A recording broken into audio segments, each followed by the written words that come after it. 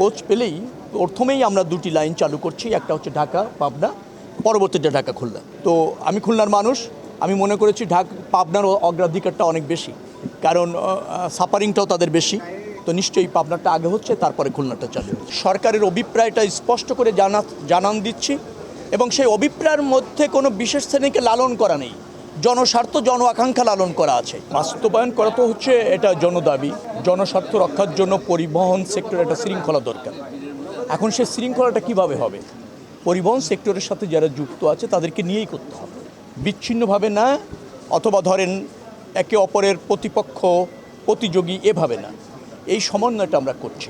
সেখানে পরিবহন মালিক সমিতির যারা আছেন এবং মালিক যারা আছেন, যদি আমি এভাবেও বলি, তাদের সর্বাত্মক সহযোগিতা আমরা পাচ্ছি। তারাও একটা আমূল পরিবর্তন চায়, একটা শৃঙ্খলা চায়, একটা জবাবদিহিতার মধ্যেও থাকতে চায়, একটা ধরেন মনোরম পরিবেশটা ইনশিওর করতে চায় যোগাযোগ ক্ষেত্রে। তো তাদের সহযোগিতা আছে। শ্রমিক যে সমস্ত ফেডারেশন আছে, সংগঠন আছে, তারাও এই যে জরাজীর্ণ পরিবহন সেক্টর বা ব্যবস্থাপনা, স্বেচ্ছাচারী ব্যবস্থাপনা, বিশৃঙ্খল ব্যবস্থাপনা, তার থেকে তারাও উত্তরণ চায়।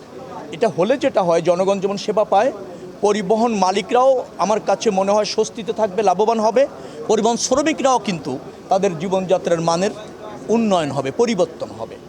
তো এটা অনেক আধুনিক দেশে হয়েছে, পার্শ্ববর্তী অনেক দেশেও হয়েছে। আমরা হয়তো একটু পিছিয়ে আছি, আমরা সেটার উত্তরণ চাইছি এবং সবাইকে নিয়ে কাজ করছি। সরকারের অভিপ্রায়টা স্পষ্ট করে জানান দিচ্ছি, এবং সেই অভিপ্রায়ের মধ্যে কোনো বিশেষ শ্রেণীকে লালন করা নেই, জনস্বার্থ জন আকাঙ্ক্ষা লালন করা আছে। এটা যখন তারা বুঝতে পারছে, সবাই সহযোগিতা করছে, এবং সেক্ষেত্রে আমাদের একটা সমন্বয় দরকার। সেই সমন্বয় নিয়ে ইতিমধ্যে নীতিগত বেশ কিছু সিদ্ধান্ত আমরা গ্রহণ করেছি। বাস্তবায়ন করবার জন্য প্রক্রিয়াটাও চিহ্নিত করেছি, অগ্রসর হচ্ছে। আমার বিশ্বাস যে একটি মাল্টি মোডাম যোগাযোগ ব্যবস্থা, যেটা আন্তর্জাতিক বিশ্বে প্রতিষ্ঠিত এবং স্বীকৃত, সেটি হয়তো বাংলাদেশেও আপনারা দ্রুততম সময়ের মধ্যে বাস্তবায়ন হতে চলেছে এবং দৃশ্যমান হবে দেখবেন। এটা তো আমরা ইতিমধ্যে ওটা আমলে নিয়েছি, এবং বাস্তবায়ন করবার জন্য প্রাথমিক পর্যায়ে যে সমস্ত কার্যক্রম থাকে সেটা ইতিমধ্যে চালু হয়েছে। ফিজিবিলিটি স্টাডি বলেন, একটা ডিপিপি প্রণয়ন বলেন, এগুলো তো একটা প্রকল্পের প্রাথমিক ধাপ।